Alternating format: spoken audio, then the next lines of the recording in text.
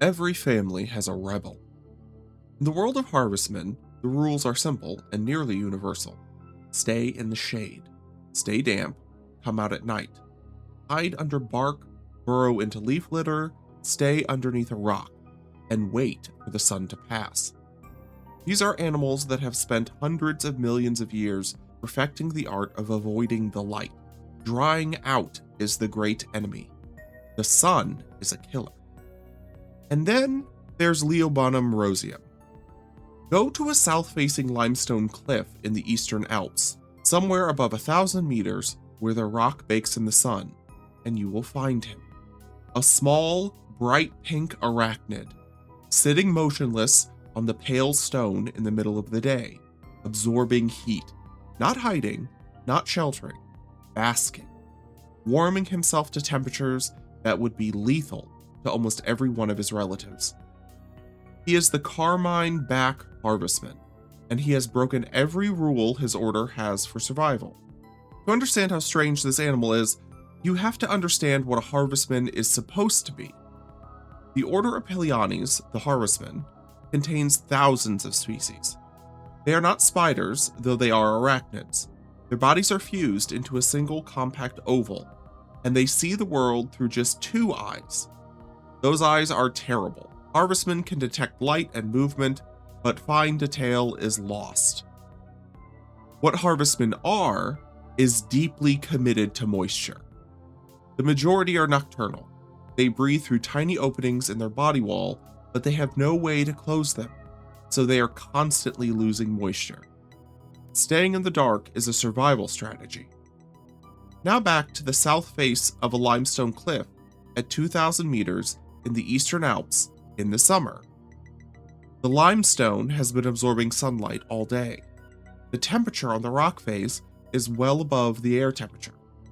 The humidity hovers around 50%, and the wind strips moisture from anything exposed. It is a Harvestman killing field. And there, Leiobunum roseum sits. Pink on white limestone, totally exposed, not just tolerating the heat, but following it. When the angle of the sun shifts, he moves with it, repositioning himself to stay in the warmest patch of light. Against pale limestone, he is conspicuous. In nature, bright colors on small animals usually means one of two things. Either the animal is advertising poison, aposematism, or the animal is advertising sexual fitness. But no one has found any poison in Leiobunum roseum that would justify a warning color. And the Harvestmen, as a group, have such poor eyesight that it is unclear whether they can even perceive the color in any meaningful way.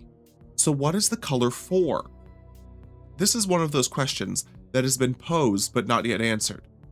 It could be territorial, it could be a signal to mates, maybe there is a mystery poison, but no one has tested any of these hypotheses. The carmine back Harvestman has been known to science since the 1830s, making it one of the original species to its genus, and we still do not know why the male is pink. The female, however, is gray, camouflaged, invisible against the rock. Whatever pressure is painting the male pink is not acting on her. But let us stay on the cliff face, because the habitat itself is a character in this story. Leiobunum roseum does not just prefer south-facing limestone, it requires it. Within the Alps, this species is completely absent from silicate rocks, like granite, even when those rocks form south-facing cliffs at the right altitude. It is absent from the lowlands, any area below the 1,000-meter threshold, even where suitable limestone outcrops exist.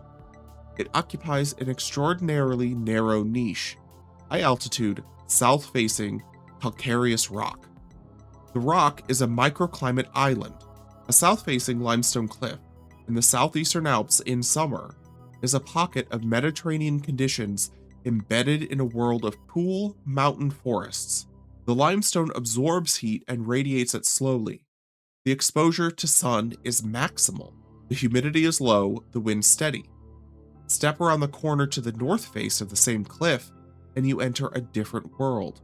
Cool, persistently damp, barely touched by direct sunlight. The only ecological study ever conducted on this species, published in 2009, found that Leiobunum roseum prefers temperatures around 25 degrees Celsius and a humidity near 50%, significantly warmer and drier than any harvestman should want. The researchers also found something else. Within the gorge, the females clustered on the eastern warmer side. Even within a habitat that is already extreme for a harvestman, the animals were tracking fine-grained differences in temperature. The females, heavy with developing eggs, seemed to be searching for a place warm enough to incubate them. But Leiobunum roseum has a rival. It shares its mountain range with a close cousin, Leiobunum limbatum. Where roseum claims the south-facing cliffs, limbatum occupies the north-facing ones. Where roseum is diurnal, limbatum is nocturnal. Where roseum basks in the heat, limbatum clings to cool, damp stone that barely sees the sun. The two species have divided the landscape between them with precision. On a cliff that wraps from south-facing to north-facing, the transition between their territories can occur within a few meters. One side of the rock belongs to the sunbather, the other side belongs to the shadow dweller. Living in the open, in daylight, on a vertical white wall, means that Leiobunum roseum cannot rely on hiding. A pink arachnid on pale limestone at noon is obvious, so the carmine-back harvestman depends more heavily than most of its kin on the chemical defense system that all harvestmen share. Every harvestman has a pair of scent glands, called the ossipores, that open on the side of its body. When threatened, the arachnid releases foul compounds. The chemicals can repel both vertebrate and invertebrate predators. The specific chemistry of Leiobunum roseum's defensive secretions have never been analyzed. But for an animal that cannot hide, the chemical weapon is the primary defense. The stink glands are probably what allows it to sit in the open and survive. There is one more thing that the daylight makes possible. Most harvestmen mate at dusk or in darkness, concealed in vegetation or ground cover. The act is private, hidden, and essentially blind. Leiobunum roseum mates in the open, on a vertical rock face, in broad daylight. A female assessing a potential mate can probably see him, his size, his condition, and maybe the intensity of his color. Whether the females actually use the male's colors as a quality signal has never been tested, but the conditions for visual mate choice exist, and they exist almost nowhere else in the harvestman world. Mating and egg-laying both occur during the day in late summer when the adults are at their peak.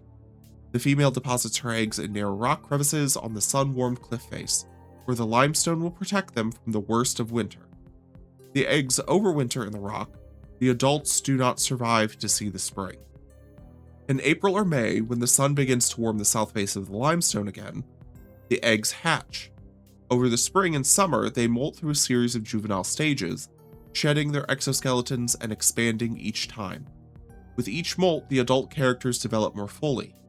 The adult season is brief, late August through October. Then the cold comes. The adults retreat into the crevices one last time, and they do not emerge. There is a final question. How connected are these populations? Leiobunum roseum's distribution across the southeastern Alps is not a continuous carpet. It is a constellation of cliff faces separated by forests, valleys, and miles of the wrong kind of rock. Each population lives on its island of limestone. To reach another population, an individual would have to cross large, hostile habitats. How often does that happen? Are the scattered cliff populations exchanging genes, or are they evolving apart, each one becoming a little more different from its neighbors with every generation?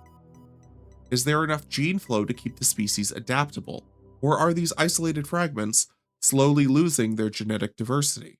No one knows, no one has looked. Leiobunum roseum has been known to science for nearly 200 years. It is one of the founding members of its genus.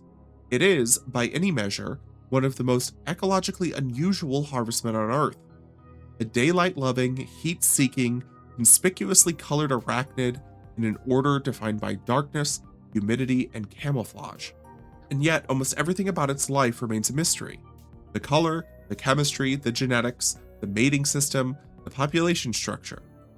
It just sits on its cliffs, pink and patient in the alpine sun.